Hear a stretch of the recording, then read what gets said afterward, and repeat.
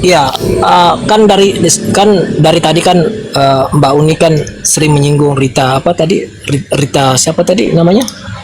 Nah, Mbak Rita ini sendiri ini sudah pernah Rita ya, Wahyu. Rita Wahyu ini sudah pernah dibantah oleh pendeta dokter apa? Siapa lagi nih? Iskandar Bro. Yahya, Iya. pendeta dokter Iskandar Yahya yang juga Saya langsung berbahasa potong Ibrani. aja. Iya, sudah. Saya mau potong ya. Iya. Kalian itu jangankan Rita Wahyu dibantah sama Iskandar. Wong bapak-bapak gereja kalian saling bantah kok semuanya kok. Yesus aja dibantah Paulus kok. Yesus bilang aku datang tidak meniadakan hukum Taurat, aku datang menggenapi. Paulus bilang hukum Taurat dibatalin. Itu bukan hal yang aneh dalam agama kalian, karena ayat satu membantah ayat lain. Contoh, kitab perjanjian lama bilang Allah bukanlah manusia sehingga dia berdusta.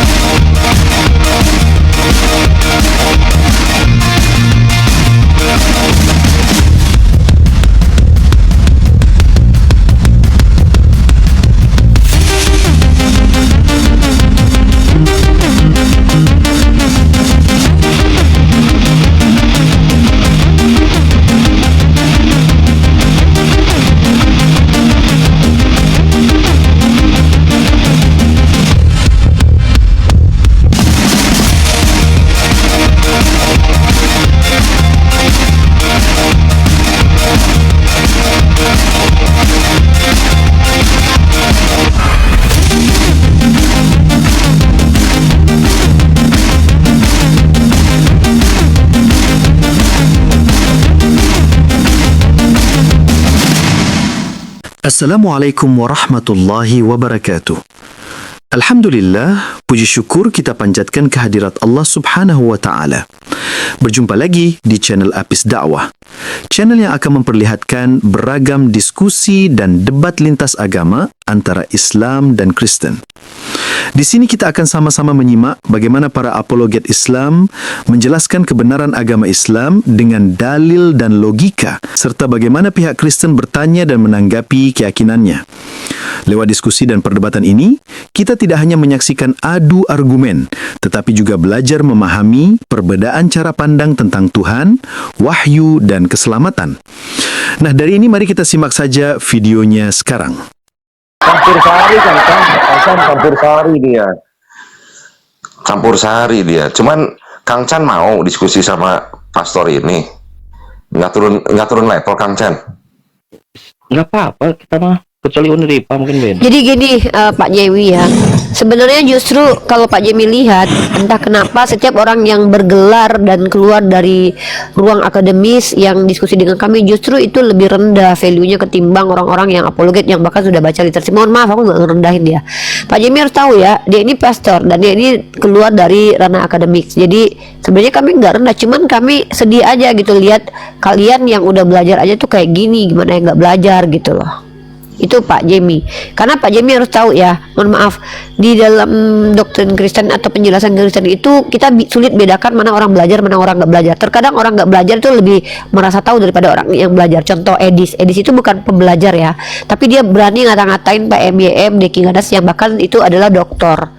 Jadi gelar itu nggak ada artinya di depan kekristenan. Karena di Kristen itu adalah ketika kau bicara dan kau klaim itu adalah dari Roh Kudus, Nah udah. ya itu adalah Susah kebenaran ngomong. gitu. Udah susah ngomong. Kalau udah ngomong Roh Kudus, emang pastor itu dapat dari Roh Kudus. Cuman ini aku bingung, dia itu sebenarnya Begini Sebentar, Bang ini. sebentar, Pastor. Aku mau nanya dulu secara pribadi nih. Anda itu memang pastor, pendeta atau awam? Saya Ya, pastor. Saya pastor di salah satu gereja, gereja karismatik non Allah. Jadi kitab kami itu bukan lagi yang seperti yang Anda baca LAI. Kami punya terjemahan punya terjemahan tersendiri yang benar yang dinamakan YMB, Indonesian Modern Bible. Saya namanya Gereja YHS. Jadi gembala utamanya adalah Bapak Yusak Adis Siswantoro. Silakan searching di Google kalau Anda nggak percaya. Jadi alirannya apa? Alirannya apa nih kalau boleh saya tahu? Aliran karismatik. Karismatik, ya. Ya, karismatik non Allah. Dan gelarnya pastor. Ya, karena memang ada sebagian dari karismatik itu memakai kata pastor, bukan pastor sebutannya. Pastor itu sebutan Belanda. Yang kami pakai sebutan Inggrisnya pastor. Oh gitu. Ya berarti abang Protestan ya? Bukan Protestan, Kak. Saya karismatik. Karismatik itu pecahan dari Protestan. Ini Protestan kan? Ya, Iya, Uni, kalau pecahan, sudah Protestan, pecahan. Sudah pecahan dari Protestan. Pecahan. Kenapa abang berpikirnya tadi Uni mengangkat ayat kepada Tuhanku dan Tuhanmu, Allahku Allahmu, abang bilang itu satu pribadi, gimana ceritanya itu? Ya kalau 3 pribadi berarti ada 3 Tuhan kan? Lebih tidak masuk akal lagi yang Tritunggal itu. Baru sebenarnya mempergunakan kata Tritunggal itu berdasarkan bahasa Sanskerta itu sudah menyalahi kaidah bahasa. Seharusnya Trieka, bukan Tritunggal. Anda sebagai orang-orang yang memakai kata Jadi Tritunggal, oke, saya ngerti. Anda tidak bisa paham ngerti. kaidah bahasa Sanskerta. Sekarang saya tolong terangkan sama abang satu ayat di mana Yesus ketika keluar dari air datang Roh Kudus, adalah anakku yang kukasih kepadanya aku berkenan. Satu pribadi berarti. Iya, dia satu pribadi. Berarti itu namanya begini. Tuhan minta suara perut gitu. Bisa jadi Yesus, bisa jadi Dia Nuh. satu pribadi dengan 3 peran. Ketika di perjanjian lama dia sebagai Bapa, ketika di perjanjian baru dia sebagai Yesus, dan ketika di zaman sekarang dia sebagai Roh Kudus. Jadi satu pribadi dengan 3 peran. Itu yang masuk akal. Dibandingkan kalian mengajarkan bahwa Bapa itu bukan Yesus. Dan Masuk akal dari mana masuk akalnya, Bang? loh, saya harus bilang tadi, dia satu pribadi dengan 3 peran. Di perjanjian lama dia sebagai Bapa, di perjanjian baru dia sebagai Yesus, dan di zaman sekarang dia sebagai Roh Kudus. Dia satu pribadi. Hanya memainkan 3 peran di situ. Iya, sekarang balik lagi ke ceritanya tadi Kang Chan sama Uni Rifa. Ketika di Taman Getsemani Yesus berdoa, dia berdoa sama siapa? Nah, saya kan sudah bilang tadi ada 2 penafsiran. Pertama itu adalah komunikasi interpersona. Pengertian komunikasi interpersona adalah dia mengagungkan dirinya sendiri, memuliakan dirinya sendiri. Karena tidak mungkin Tuhan memuliakan orang lain. Dia hanya memuliakan dirinya sendiri, mengagungkan dirinya sendiri. Tidak mungkin orang lain yang diagungkan. Itu namanya komunikasi interpersona menurut penafsiran yang pertama. Penafsiran yang kedua adalah jasad itu kadang dia tersadar ketika Roh Yesus memberikan kelonggaran, karena begini, penafsiran yang kedua mengatakan bahwa jasad itu dirasuki oleh rohnya Yesus. Nah, terkadang Roh Yesus memberikan kelonggaran di mana jiwa dari jasad itu tersadar. Nah, ketika dia tersadar dia berdoa. Itu pun penafsiran yang kedua. Itu penafsiran kedua. Apa yang saya pelajari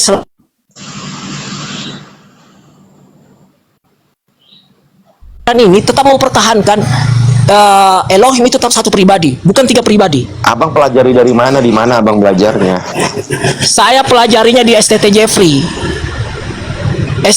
Makassar. Saya pelajarinya di situ. Berarti Uni, dia berarti kan udah resmi dia Protestan. Berarti abang bukan pastor ya, bukan dari Katolik ya. Abang dari Protestan. Anda sangat Uni, salah saya kalau izin dulu Anda ya. mengatakan bahwa pastor itu Izin hanya ya. dipakai oleh orang Katolik.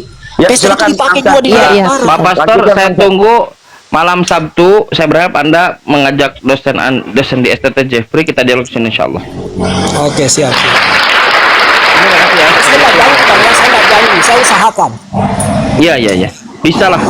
Masa nipu orang aja bisa, nipu dosen sendiri nggak bisa, gimana sih? Siap ya? Ya itulah. Silakan Uni lanjut. Saya turun dulu. Udah tahu lah nanti. Mungkin abang selain Iya, jadi sebentar nih, kata penutup Uni, maaf, makasih ya. Mungkin dia selain belajar di STT, mungkin dia dapat ilham dari Roh Kudus. Terima kasih Uni kesempatannya Uni. Cuman konfirmasi aja. Lanjut Uni. siap. Ya, jadi itu tadi teman-temannya diskusi dengan Kang Chan dengan Pastor. Jadi sebenarnya kenapa sih Kristen ini banyak sekali kemudian muncul denom-denomnya? Karena mereka tidak punya metodologi yang universal gitu. Metode sendiri, yaitu soal skriptura sendiri. Aku punya Ya, begini Mbak Uni ya.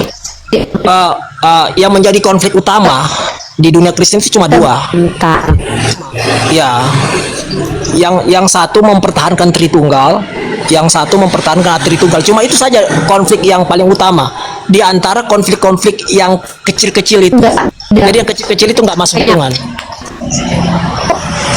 Kecil.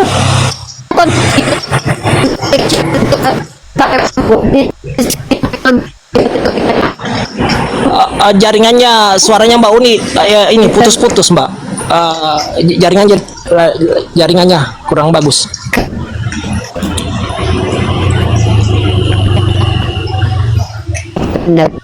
Iya, kurang bagus jaringannya Mbak.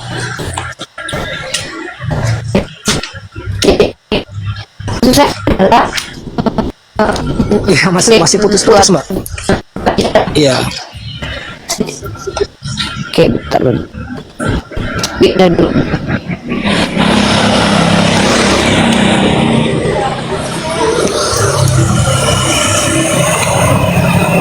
Sebentar. Ya, sudah agak baik kan ini tadi sedikit.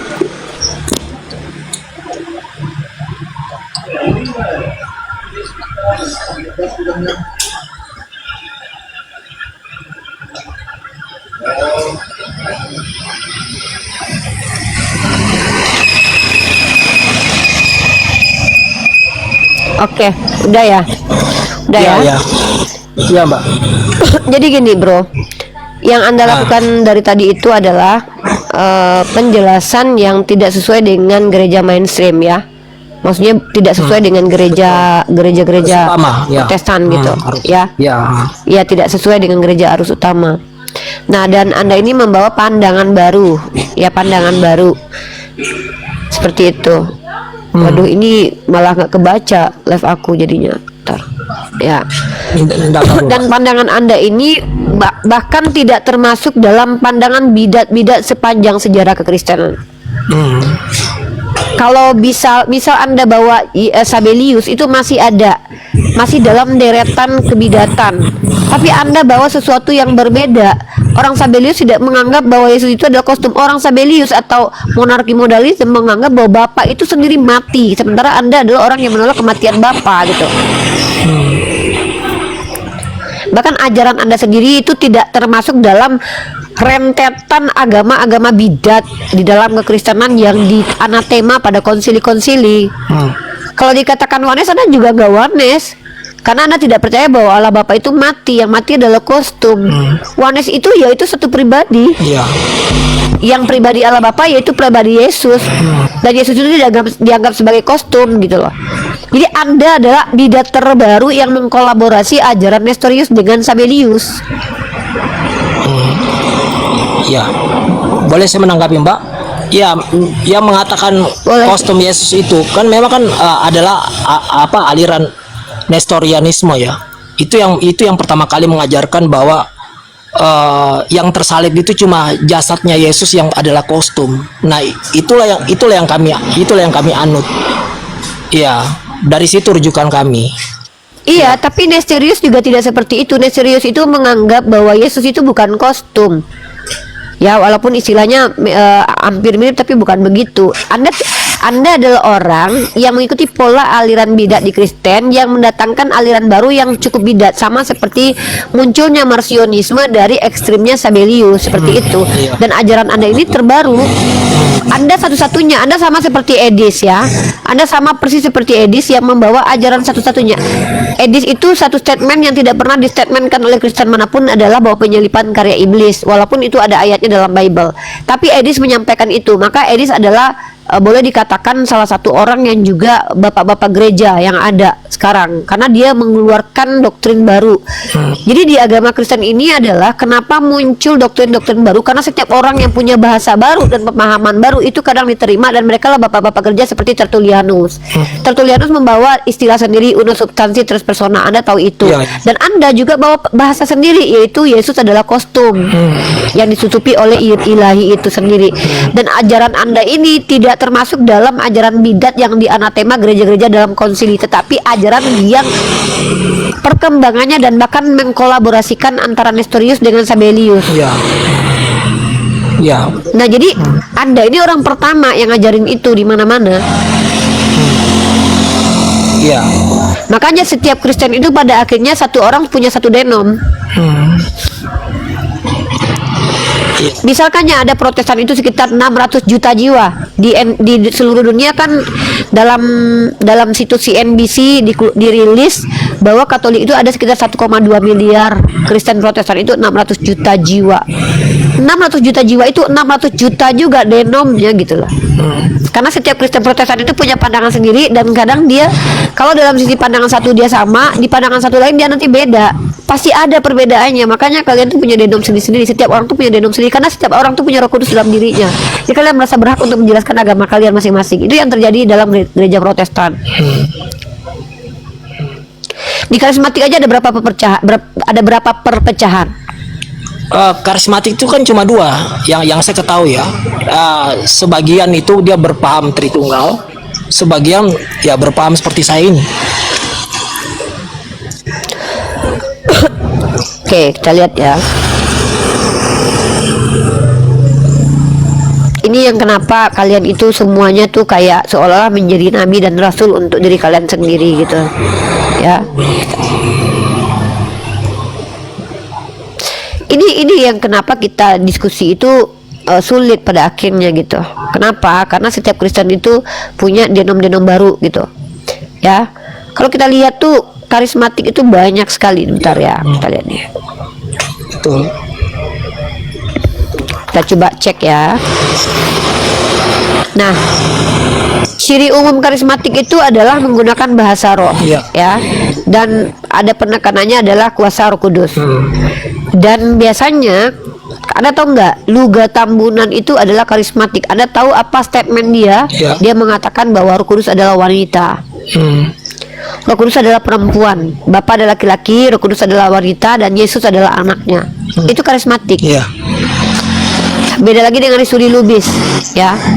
Jadi ada namanya karismatik Katolik, ada namanya Pentakosta, ya.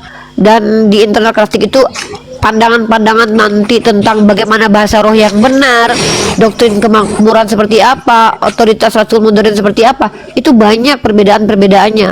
Nah, contoh aliran yang muncul itu Word of Faith, New Apostolic Reformation, Oneness Pentakosta, Hyper Charismatic. Nggak cuma dua, bro, banyak. Nah, itu yang terdeteksi ya. Coba aja kalau kalian menjelaskan agama kalian di hadapan jemaat, akan muncul denom baru lagi. Gitu. Itu yang terjadi di agama Protestan. Itu kenapa saya tidak tertarik mendengarkan penjelasan kalian. Tapi ya apa sih, saya bagusnya juga eksplor sih pandangan kalian ini, supaya umat Islam tuh tahu bahwa diskusi dengan orang Kristen itu ya harus ke personalnya, bukan ke agamanya, karena nggak semua mereka mewakili agamanya gitu. Bisa kalau ada orang Islam yang diskusi dengan Anda, mereka nggak bisa serang dalam segi Tritunggal, karena Anda bukan Tritunggal walaupun Anda sendiri karismatik gitu. Karena karismatik itu identiknya dengan Tritunggal kan, cuman kemudian berpecah menjadi itu oneness. Iya.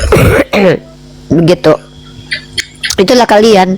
Jadi sulit untuk mengidentifikasi kebenaran yang kalian ucapkan karena kalian benar menurut pribadi kalian sendiri atau kebenaran subjektif. Dan itu sulit untuk dibawa ke ranah universal. Dan diskusinya tidak akan pernah ilmiah. Kalau diskusi ilmiah itu kita menggunakan metodologi yang ketat, metodologi yang diakui secara akademik untuk menyimpulkan sesuatu. Sementara dari tadi saudaraku pastor ini menyimpulkan sesuatu bukan menggunakan metodologi yang ilmiah, tapi menggunakan asumsi pribadi dari tadi. Tapi nggak masalah, Kak. Saya sudah terbiasa dengan saudara kita Kristen begitu. Intinya ini menjadi pembelajaran bagi kami umat Islam bahwa kenapa kami bisa mengatakan Islam itu agama ilmiah, karena kami diikat dengan metodologi yang ilmiah dan sangat ketat sekali, dan bahkan melampaui metodologi yang dibuat oleh dunia akademi. Seperti kalau dalam metodologi sejarah, pengumpulan sejarah, bisa saya kasih edukasi ya. Dalam pengumpulan sejarah itu tidak mengkaji yang namanya akhlak dari si pemberi informasi sejarah. Tapi dalam pengumpulan hadis kami mempelajari yang namanya ilmu rijal. Jangankan kapabilitas dari penyampai informasi itu secara akademis, akhlaknya pun kami pertimbangkan gitu. Jadi begitulah tingginya ranah ilmu dalam Islam, sangat ketat metodologinya. Kami menjelaskan agama Islam itu tidak boleh seperti Anda. Ada 13 cabang ilmu yang harus kami kuasai. Dari aspek sisi bahasa, dari aspek sisi rasional atau mantik, dari apapun ilmunya tuh ada yang namanya hafalan hadisnya dikorelasikan dengan penjelasan di hadis.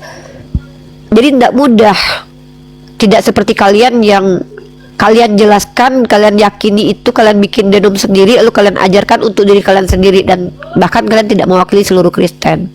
Contoh Mikana itu oneness. Dia menjadi apologet, hanya dialah baru-barunya orang yang pernah mengatakan bahwa Yeshua Yahweh, Yahweh Yeshua. Setiap apologet Kristen itu punya statement andalan yang hanya dia yang pernah ucapkan. Edis, penyalipan karya iblis. Sepanjang sejarah kekristenan selama 2000 tahun baru dia yang pernah mengucapkan itu. Anda sepanjang ribuan tahun baru Anda lah yang mengatakan bahwa Yesus itu adalah kostum daging yang disurupi oleh Tuhan. Sepanjang sejarah peradaban kekristenan baru Edis yang berani mengatakan, yang punya statement bahwa penyalipan adalah karya iblis. Setiap kalian para apologet Kristen, ketika kalian menjelaskan agama kalian punya argumen yang kalian buat sendiri. Makanya setiap kalian itu merasa bahwa kalian itu benar karena kalian mengaku punya Roh Kudus dalam diri kalian. Semua Mikana juga mengakui, saya setelah dapat ilham Roh Kudus baru saya tahu bahwa ternyata nama Tuhan itu adalah Yahweh Yeshua. Tidak pernah ada scholar Kristen, seolah scholar Kristen yang lain itu nggak punya Roh Kudus. Begitu juga dengan Agatha. Agatha tidak percaya dengan pribadi-pribadian mobil pribadi katanya, padahal dia Tritunggal. Setiap para apologet Kristen punya statement andalannya sendiri yang dia buat sendiri, bro, termasuk Anda gitu. Anda, Mikana, Edis adalah contoh nyata ketika kita itu adalah orang yang mengandalkan akal sendiri. Maka Allah sudah katakan itu di Quran, barang siapa yang menafsir Quran dengan akalnya finnar. Kenapa? Akal manusia itu terbatas. Akal manusia itu tergantung porsi manusianya.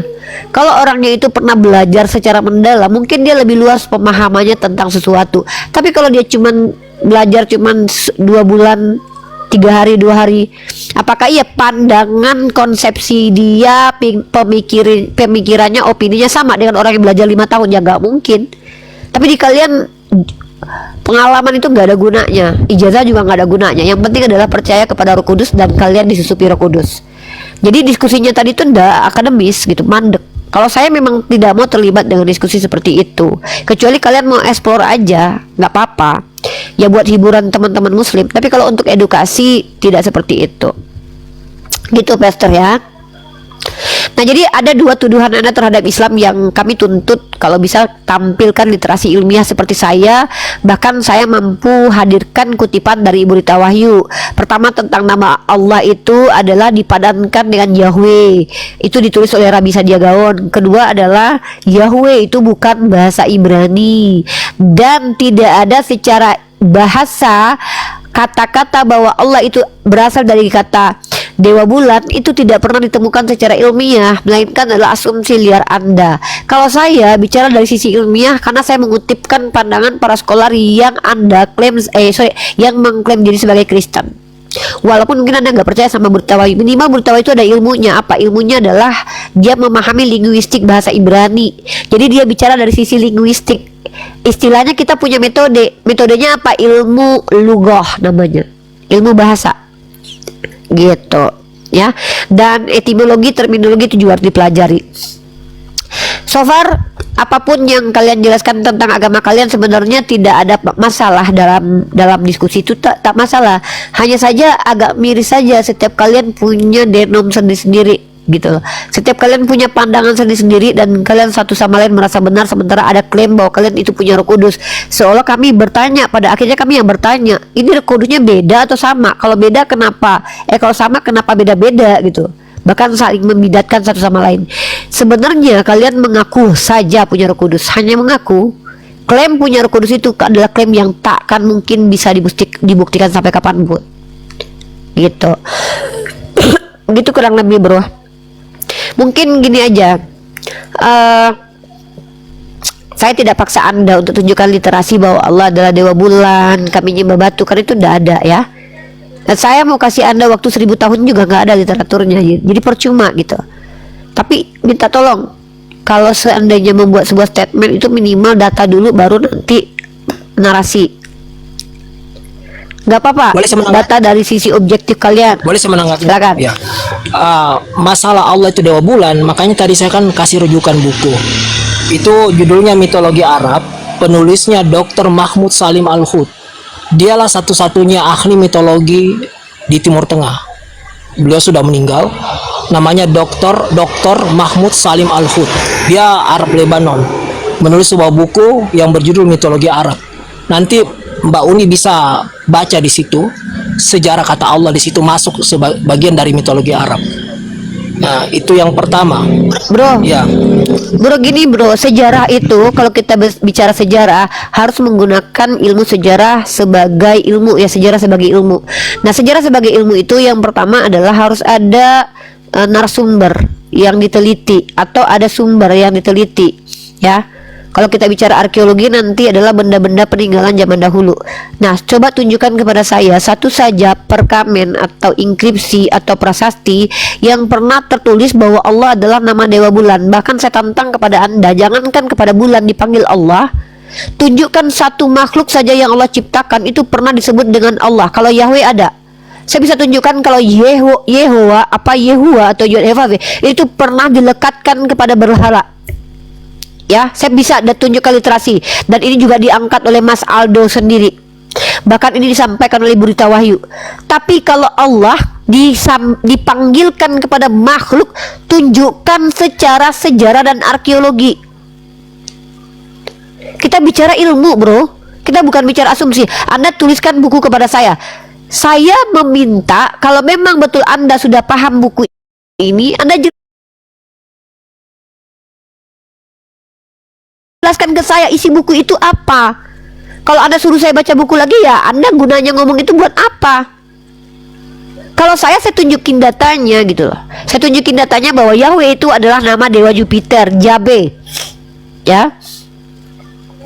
Tidak ada satupun artikel akademis yang bisa kita cari dan kita temukan bahwa ada secara akademis, secara ilmiah bahwa terbukti Allah adalah nama Dewa Bulan.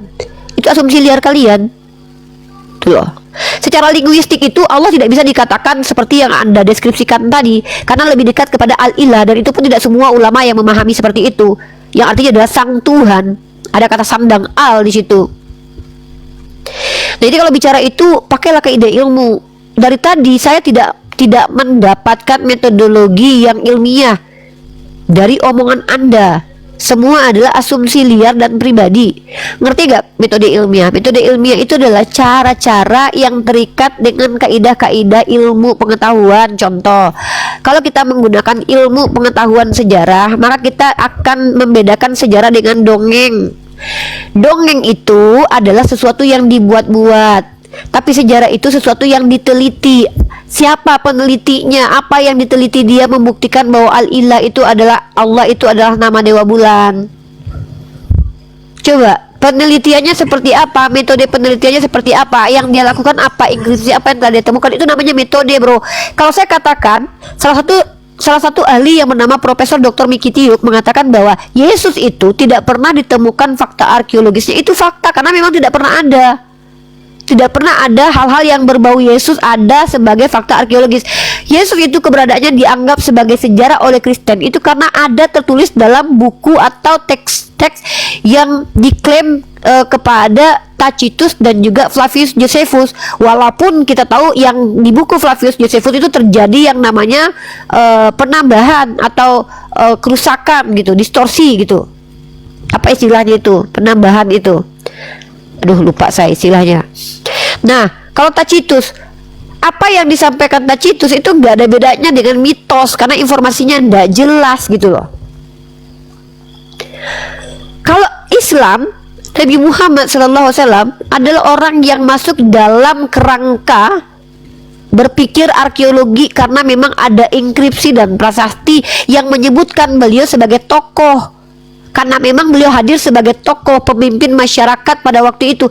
Yesus itu ibaratkan oknum yang ngendap-ngendap, lari-larian, dicurigai, dihabisi nyawanya. Jadi tolong kita di sini itu pakailah realitas konkret. Bible kalian itu tidak masuk dalam ranah epistemologi, tidak jelas. Penulisnya siapa tidak jelas. Terhenti dia. Terhenti penelitian terhadap Bible ini secara akademis itu terhenti.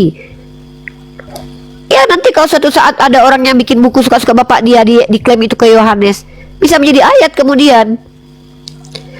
Nah jadi kita yang saya harapkan, saya mau room saya itu agak berbeda ya.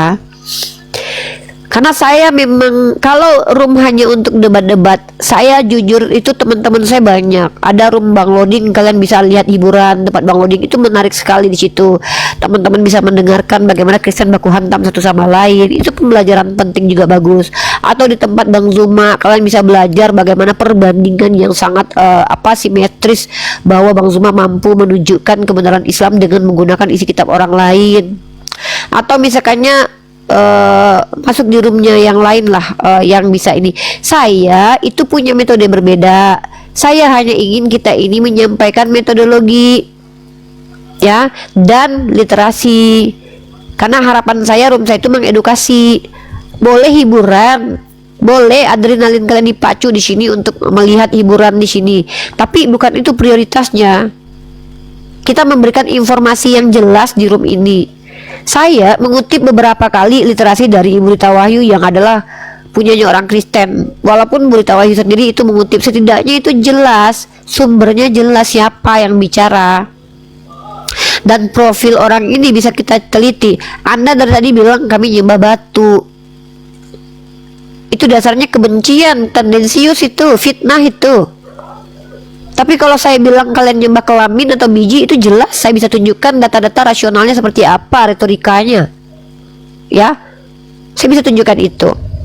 Tapi bagi saya hanya ingin teman-teman Kristen yang ada di sini itu jujur terhadap diri sendiri gitu loh. Jangan karena ingin menjawab terlihat rasional, saudaraku, itu menghilangkan azas-azas ilmiah gitu. Gitu sih, bro. Nama Anda siapa sih? Saya panggilnya Pastor tapi namanya nggak tahu. Boleh saya menanggapi, Mbak?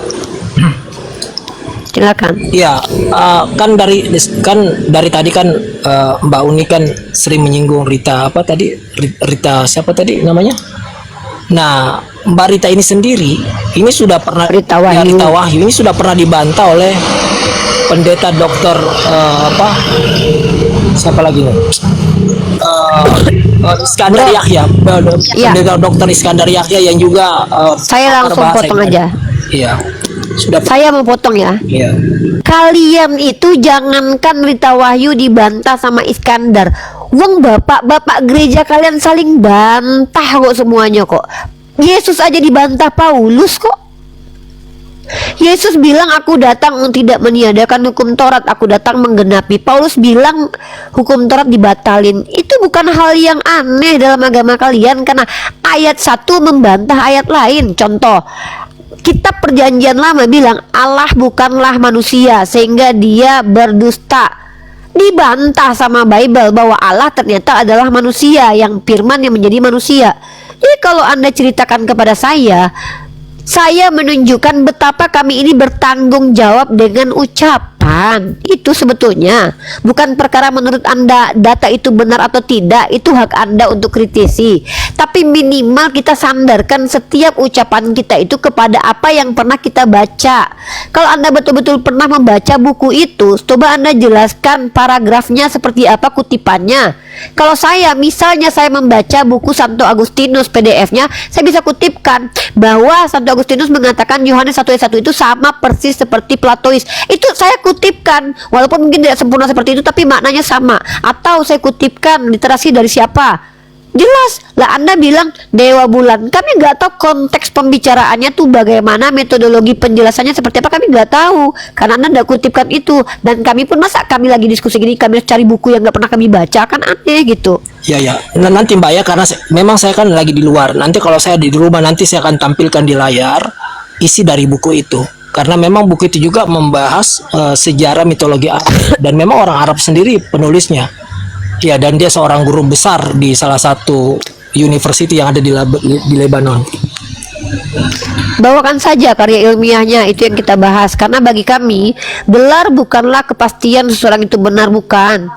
Bagi kami gelar itu bukan menunjukkan bahwa seorang itu pasti. Memang ada teori kebenaran namanya performa. Ya, kebenaran itu disandarkan kepada bagaimana kredibilitas seseorang itu ketika bicara. Iya, kami paham itu. Tapi dalam Islam kami tidak melihat siapa yang bicara, tapi kami lihat apa yang dibicarakannya. Koheren nggak dengan realitas? Kalau dia mengatakan ada tertulis demikian, ada nggak tertulis demikian? Begitu cara kami umat Islam. Supaya makanya umat Islam ini seharusnya bukan orang yang gampang disesatkan, karena dia diperintahkan afala yataqilun, afala yatafakkaru, afala yatadabbaru. Mereka diperintahkan untuk observasi. Kami umat Islam ini diperintahkan afala yatadabbaru, observasi, telidiki, cari tahu. Kemudian kami diperintahkan afala yatafakkaru, kami merenungkan, memikirkan apa yang kami ucapkan, yang kami selidiki.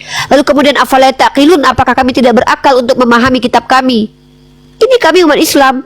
Makanya seharusnya kami tidak mungkin gampang disesatkan orang lain, karena kami diperintahkan kritis dalam agama kami. Tapi kalian dari tadi menjelaskan apa? Kami nggak tahu kalian metodenya apa ngejelasin kitab kalian, bro. Apa nama metodenya? Hermeneutik. Hermeneutik bagaimana?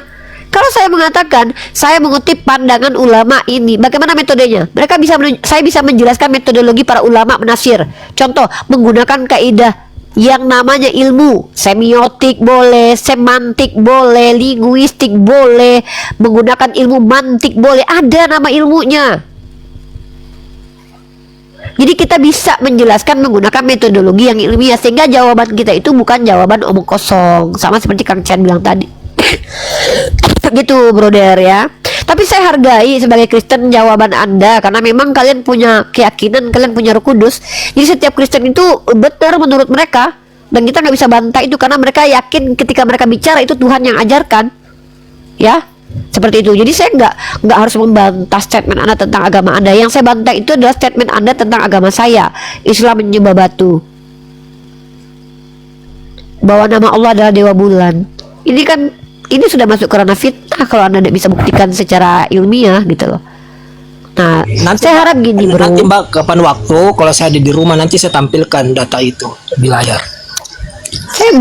Saya sangat terbuka. Saya orang karena kenapa saya berani buka room? Saya yang berani buka room.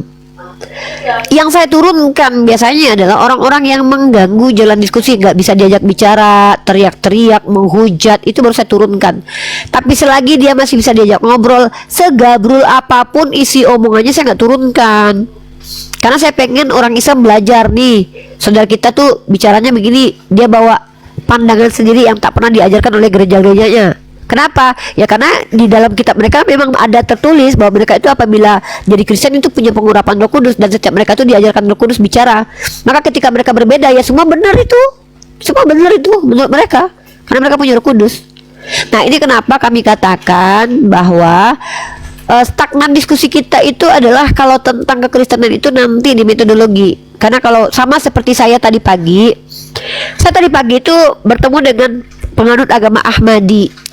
Dia mengkritisi keotentikan Sahih Bukhari. Ketika saya melakukan hal yang sama kepada kitab yang dijadikan sumber, ngaco, ngangengong gitu ya. Jadi diskusi itu kita edukasi publik, kita bawa cara berpikir yang sehat, rasional, dan saya pastikan saya tidak tuntut data kalau pandangan yang disampaikan pandangan rasional, tapi saya tuntut data kalau yang dibawakan adalah klaim gitu. Oh, saya pernah baca. Oh ya, untuk membuktikan kalian pernah baca, silakan. Karena kalian tahu nggak, gelar doktor, profesor tidak menghalangi orang berdusta, tapi gelar nabilah yang menghalangi orang berdusta. Karena para nabi itu punya sifat sidik, amanah, fatonah. Itu kenapa mereka pantas dikatakan orang benar, karena mereka tidak mungkin berdusta dan tidak terbukti pernah berdusta. Tapi profesor doktor itu bisa berbohong, karena berbohong itu pilihan, bukan dinaturkan. Kita diizinkan memilih untuk bisa berbohong atau tidak. Maka kita yang pilih ketika berdusta. Berdusta ini tidak mengenal gelar, tidak mengenal agama, tidak mengenal gender, tidak mengenal usia, tidak mengenal timeline. Kalau dia mau, apapun dia, siapapun dia, dimanapun dia, kapanpun dia bisa berbohong, termasuk profesor. Jadi kita tidak menyandangkan kebenaran itu karena mentang-mentang dia profesor lalu kita percaya gitu aja omongannya. Enggak juga, karena dia tetap manusia. Nah, termasuk ada orang yang dikatakan dokter menuliskan tentang ini dan itu. Minimal kita kasih data dulu. Saya kan langsung saya kasih 2 kutipan. Walaupun Ibu Rita Wayu itu dianggap bidat sama Kristen lain, dibantah sama Kristen lain, tapi setidaknya saya bawakan literaturnya. Artinya saya apabila bicara itu tanggung jawab, bro. Nah, jadi Islam nyembah batu itu dasarnya apa coba? Tidak ada satupun tertulis dalam Quran ataupun hadis bahwa Allah adalah batu, batu adalah Allah, dan kami diperintahkan nyembah batu itu tidak ada. Bahkan kami terang-terangan, jangankan nyembah batu, nyembah roh aja kami gak sudi. Siapapun di alam semesta ini selagi ngakunya Islam menyembah selain kepada Allah syirik. Itu mutlak. Dalilnya ada. Tiba-tiba ada orang Kristen yang bilang bahwa kami nyembah batu. Kan lucu, kok kami yang dipaksa. Kalian buat kebohongan sendiri, kalian percaya kebohongan itu, lalu kalian lemparkan ke kami bahwa kalian paksa kami harus percaya kebohongan itu. Itu udah gak diskusi ilmiah lagi. Itu diskusi debat kusir. Udahlah, saya kalah aja kalau di situ. Capek kita. Kita edukasi, bro.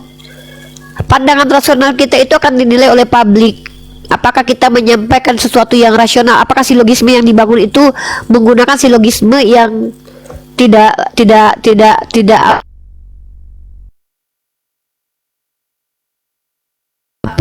bisa,